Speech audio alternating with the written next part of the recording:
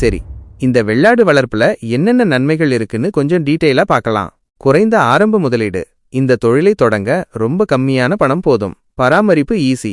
வெள்ளாடுகளோட உடல் சின்னதா இருக்கிறதாலையும் அதோட குணம் அமைதியா இருக்கிறதாலையும் கொட்டில் அமைக்கிறது பராமரிக்கிறதுன்னு பெரிய தலைவலி எதுவும் இருக்காது. மனிதர்களுக்கு நெருக்கமானவை.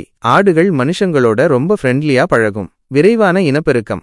வெள்ளாடுகள் ரொம்ப சீக்கிரமா குட்டி போடும். 10 முதல் 12 வரை மாசத்திலேயே தாய்மை அடைய ஆரம்பிச்சு 16 முதல் 17 வரை மாசத்துல பால் கொடுக்க தயாராகிடும். வறண்ட நிலப்பகுதிகளுக்கு ஏற்றது. மழை கம்மியா இருக்கிற வறண்ட பகுதிகள்ல வெள்ளாடு வளர்ப்புங்கிறது பிரச்சனையே இல்லாத ஒரு பண்ணை தொழில்.